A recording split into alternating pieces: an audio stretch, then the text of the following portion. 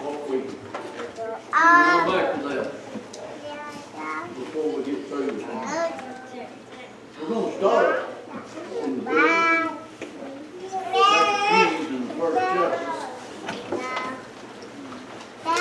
You have the Bible.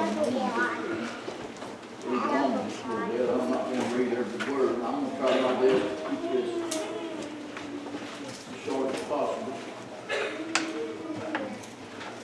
Just to kind of bring up to speed what's going on here. This is right before Elijah was taken up by chariot horses of fire. Elisha had been following him, best I can tell, for about 6 years. He was his servant. He wasn't the only one. He had other people that the prophets hung out together, and they learned. Elijah was the one that God gave the authority. He was like the main prophet at that time. And Elisha followed him. And I want to read just a thing or two about that in the second chapter of 2 Kings.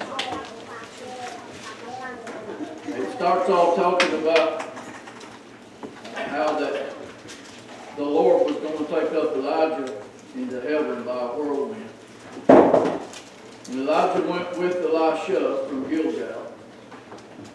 And Elijah, and don't get hung up between these Juz and Shuz. I'm trying my best to slow down and say it, not to get anything confused. Elisha was following Elijah. And he says, and Elijah said unto Elisha, tarry here, I pray thee, for the Lord hath sent me to Bethel. And Elisha said unto him, as the Lord liveth, and as thy soul liveth, I will not leave thee. So they went down to Bethel. And the sons of the prophets that were at Bethel came forth to Elisha and said unto him, knowest thou that the Lord will take away thy master from thy head today? And he said, yea, I know it. Hold ye your peace. This same thing happened again at a place called Jericho. So the Lord sent him to Jericho. And then it happened again when the Lord sent him to Jordan. So we have many prophets that were following, kind of close, but they were at a distance. Elisha stayed close. And the point that I want to make of this, you know how that it went on that Elisha wanted a double portion of Elijah's spirit. I've thought about that for years, off and on, and tried to figure out just exactly what's going on there. But I believe with all my heart, Elisha just wanted the power of God. He wanted to be able to do the things that God would have him to do. And he's been walking around with Elijah for all these years, watching him. And he's seen something in Elijah's life that he wanted to be like. So I figure he wanted his times two. There's nothing wrong with that. And if you read on, I think Elisha actually performed about twice as many miracles as Elijah did. But the point that I'm trying to get here is Elijah had this thing called a mantle. And it was a big old coat, or a cloak, I guess they might call it. And that mantle signified something. Everybody didn't wear one of those. That was like this one, I don't believe. And when that whirlwind took up Elijah away from Elisha's presence there in that chariot of horses and fire, he dropped his mantle. Where'd my picture go? And Elisha picked it up. And I believe that signifies God's authority. In other words, the work carried on. Amen. God used Elisha to keep on going just like Elijah had been doing. And actually I said a while ago, actually performed about twice as many miracles as Elijah. You might think, well, what in the world has that got anything to do with prophets? We'll try to get there. Jump in. I want to reiterate something that I said a while ago, and I don't want anybody to forget this. Don't cut on Elijah me. learned. Don't cut on me. Elisha learned from Elijah. He was his mentor. He followed him. He sat under his teaching. He watched the things that he learned. Help me make a rollie. Couldn't help but thinking, I grew up here. Back. My hair. No. Pay attention. I was here because I had to come. It wasn't ever a question in our house whether we was going to get up and go to church. I knew better than that something crazy like that. It was just an understood thing.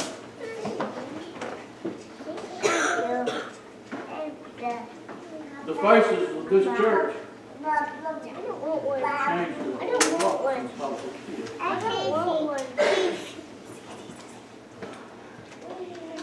That generation that we sat under when we was little bitty, gone.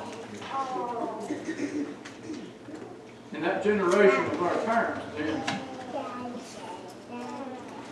lots of them, and they're sick, and they're hurt. They picked up the mantle from the generation before them and kept us going. Are we going to pick it up and keep it going? Or we're just going to let it die and not take church serious? It's like it ain't no big deal. I benefited. Amen.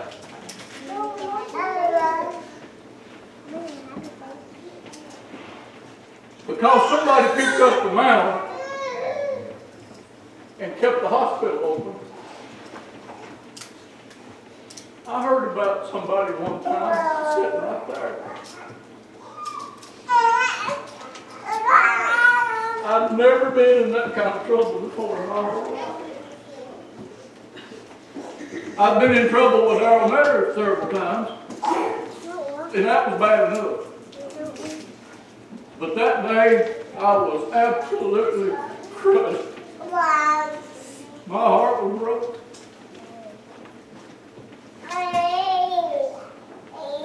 This church brought me the gospel. She didn't save me. She told me about it. About 2.5 miles down this road on the big front porch of the bank. Me and the Lord had a real short little talk, and He fixed all that up for me. I got saved. And some of y'all know exactly what I'm talking about because I was here, and you was here, and people were getting saved, wasn't they? They still are. Ain't that bad neither? God ain't quit doing it. He said He'd save anybody that would call on His name. Amen. Ain't you glad of that? Amen. But some of us lost our way. Now this ain't no place for minute details that will shock nobody, but this is a good place to be honest and truthful about things. You don't need to get up here and go.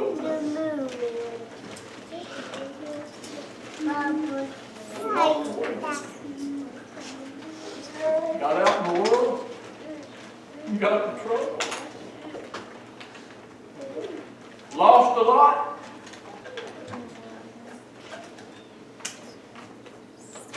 So this hospital was open.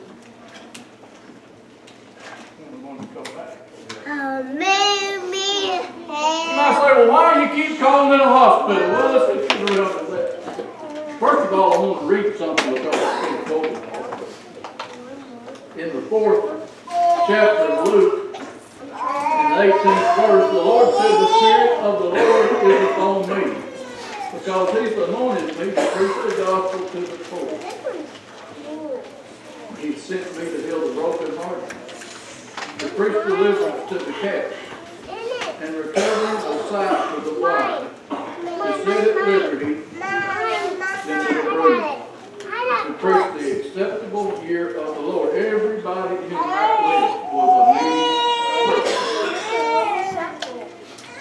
Sick folks, hurting folks, people that were in trouble, whether they're lost or whether they're saved. Sometimes we get in a lot of trouble after we get saved, don't we? But it ain't the same kind of trouble that I told you about right over there. It's the trouble that a father chastises the ones that he knows, and there ain't no doubt in my mind he loves me, because I've had some of that chastisement, and I know some of y'all have too. Jesus came to preach the gospel to these kind of people.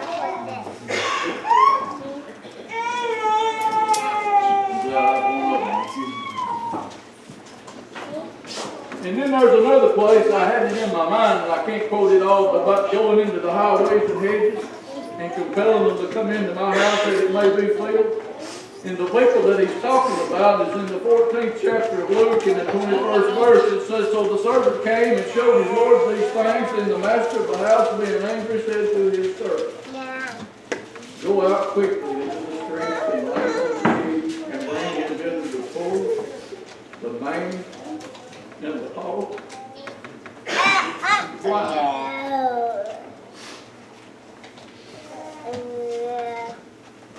sick folk."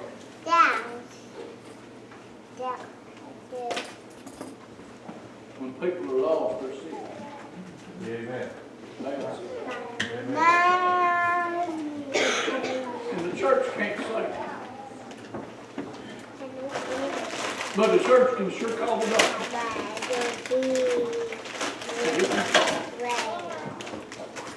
I remember when I was a kid and the doctor showed up, capital D doctor, that is, the great physician.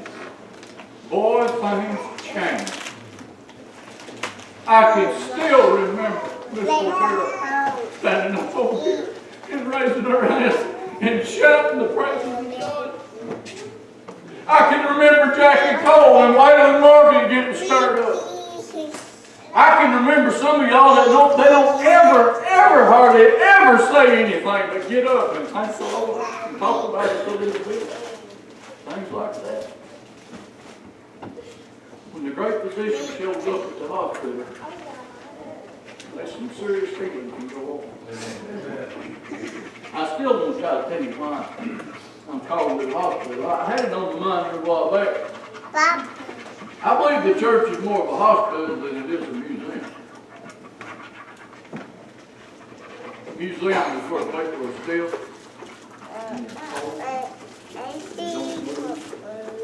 And they just sit there. They don't move. I'm glad that I was raised here instead of in the museum. We'll talk about the Good Samaritan for just a few minutes, and I'll try to leave.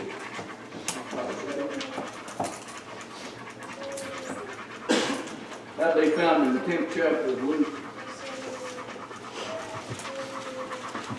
Talk about a certain man went down from Jerusalem to Jericho and he fell among thieves. They beat him up, left him. There was a religious guy come in on one side and looked over at him. Decided he didn't have time to food. He had somewhere to go, maybe something to do.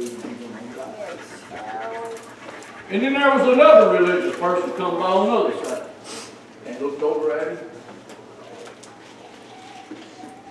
Passed on by. And then there was a Samaritan, a certain Samaritan. You might want to consider who this Samaritan might be. I believe his name is Jesus. You believe what you know. But this Samaritan came by and he found this man that had been beat up and left half dead. And he poured in wine and oil and he put him on his own beast and he kind of doctored him up there a little bit and he took him to an inn. And you might want to consider that that inn might be something like a church.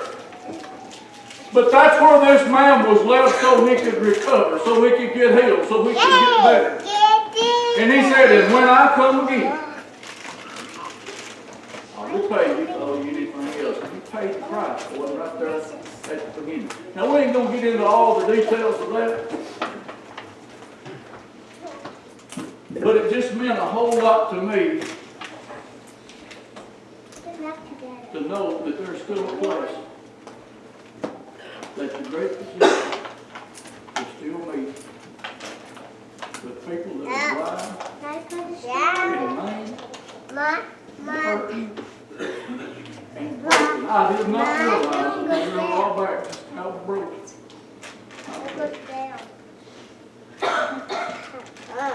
What about you? Yay! This You can't get no help when you get on. I am so thankful. And some of y'all are still here. That when I was a child, you kept this hospital open.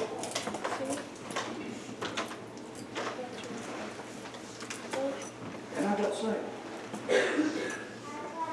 Some of y'all got saved.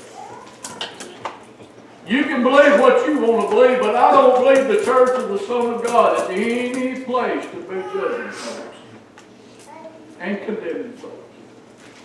And running them down because of what they might wear. And it don't make no difference if they've got any money or ain't got a dime. Those ground is level at the foot of the cross. Ain't you thankful for that? I'm thankful that this lighthouse is still sitting on this hill. But I am concerned about something.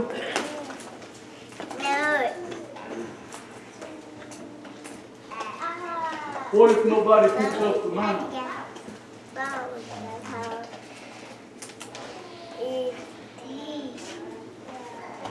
What if everybody thinks, well, I really don't want to get involved.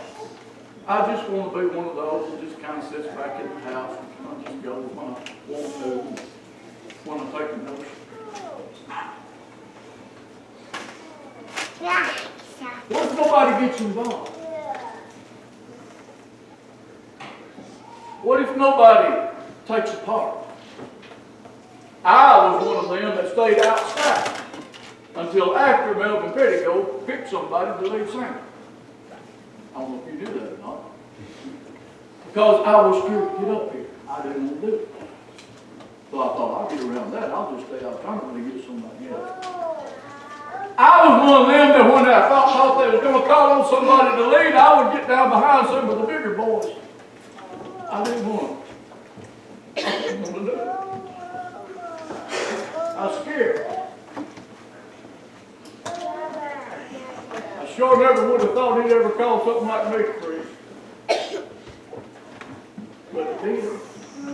And I'm still scared. We've got to pick up the mantle and carry it on to the next generation, to your children and to your grandchildren. And we need to keep the hospital open for sick people that's in trouble, that some of them's lost and they need the Lord, and there's sick people all over the world. And he said, go! And compel them to come in. Surely, we ain't going to get so busy with our lives and wrapped up in the world that we quit doing that. Everybody says this is the last days, and I'm satisfied that it is. Paul probably thought it was too. It's getting worse and worse and worse. But what if it ain't the very last days? What if there's another 50 or 60 years? Then what? How bad is it going to get then? We've got to have a hospital for people's souls so they can come and hear about the same one that we heard about.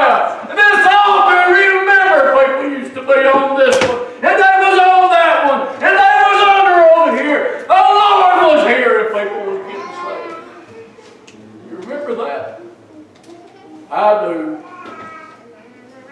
And I want it to be here as long till the Lord comes back. Amen. I know there'll be faithful work somewhere because he's going to come get his bride. It doesn't say any work in here. It's got to be Rocky Mountain Missionary Baptist Church. That will be up to you. Amen. It's still a place for broken people. Just a bunch of misfits that ain't supposed to fit into the world. But ain't it good that we can come in here and love on one another and get a little strength to go another week and work for the Lord? But what if we don't pick up the mantle and carry it on to the next generation? There's a bunch of people that are going to miss out. I don't know about how y'all feel about it, but he gives me something that I ain't seen you with. I want everybody to have it. It make you love everybody. And if you didn't get something to make you love everybody, you better go back and check, make sure you got the right thing. Because God is love, and when he puts it in there, you just can't help that. He gave me something. He gave me a gift. And I'm so thankful this church is the one that told me about the one that would give me that gift. But that was 48 years ago.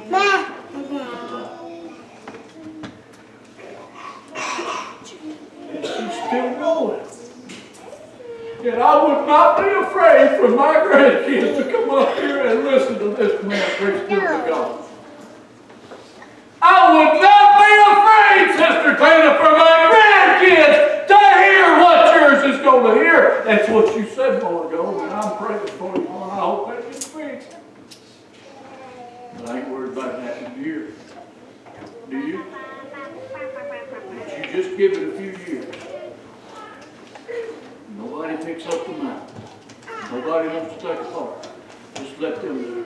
Just let them do it. And them people that you say, let them do it when they start dying. And then what we got?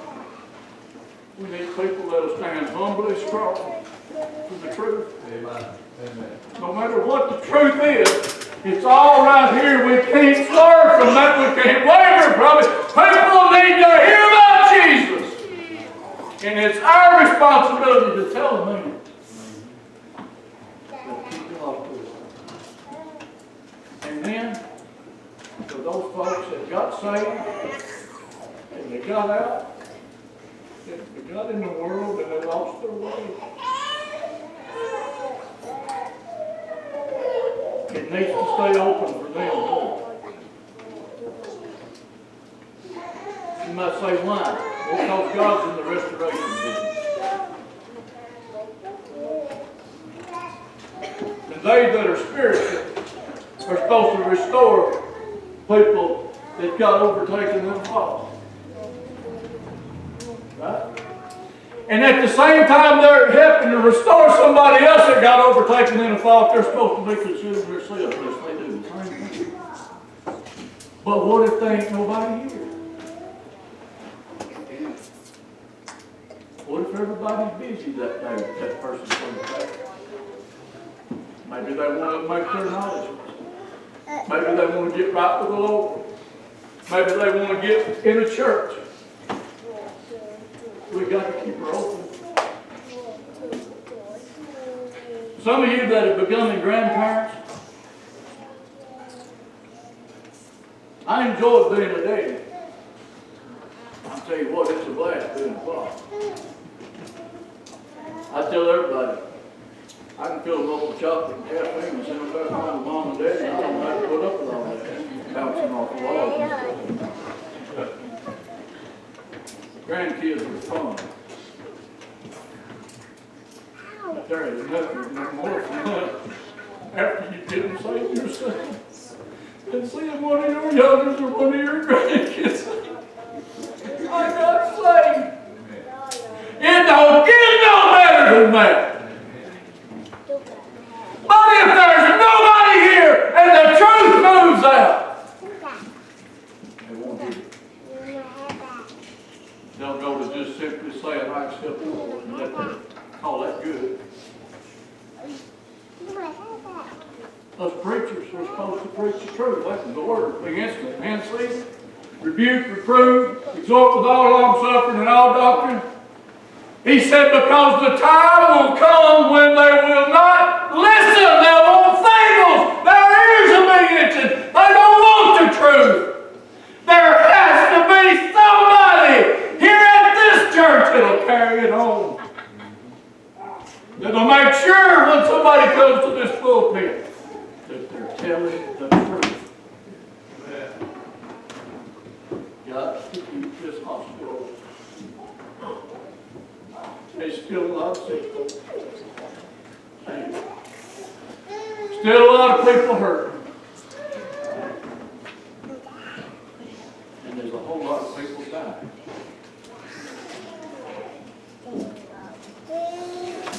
Thought about Brother Charles.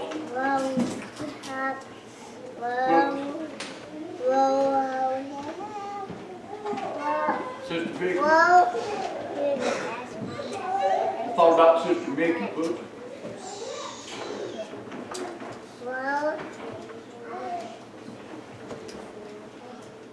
These people all have a testimony. If they don't make it another week or 2 months, if they live 3 months or 30 years, at the end of it, they're going to wake up in a better place. That was all because somebody a long time ago took the time to tell them about Jesus.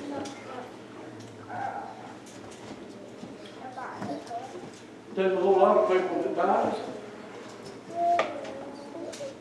And they live there around in a place called hell. Because they don't know the Lord. I remember them preaching hellfire in the room. And I'm sure that hellfire brimstone didn't save me, but it sure made me more run to the one that would.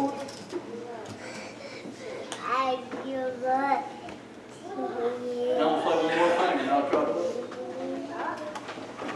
I was a kid, y'all were a kid. We sat right back yonder. I got old enough to get away from mom and dad. Sit back there, I guess, I don't know why, just about as far back as that. Still be in the church house. I remember people. Most of them were ladies. And they would start out from up here and they would turn and walk that direction and you knew just exactly for some reason why. And I want to tell you right now, I know somebody's here and I want you to know something. When you did that, I didn't like it. Because it woke something up in there that was hurting you on the inside. But after I got saved, I wouldn't take nothing for any time you had anything to do with me. Tell me about the Lord. We've got to keep that going. There's so many churches that water down the gospel, and they ain't there no more. Can't do it. We got the truth. It's nothing for us to be proud of, but we ought to be thankful for. We're supposed to earnestly contend for that faith that was once delivered to the saints. Has the church been good to you? Boy, it has been. Where would I be? Where would you be? Where would I be when there was nobody tell me about Jesus? Or when after I got La La Land there for a few years, I'm glad somebody was still telling people about Jesus and they used to teach us about something called forgiveness. What would you do without that? We've got to hold on to the truth. And I want to thank y'all from the bottom of my heart for teaching us kids. Thank you. I owe you big. But the only thing I know there, one of you would say, well, just pay me then. You will never do that, but I'll tell you what we can do, we can pay it forward. I love this older generation. My mom and dad ain't even able to be here today. There's people missing from this crowd. I miss seeing Sister Sandra. I miss people when they're not here. But listen, somebody better pick up the mantle.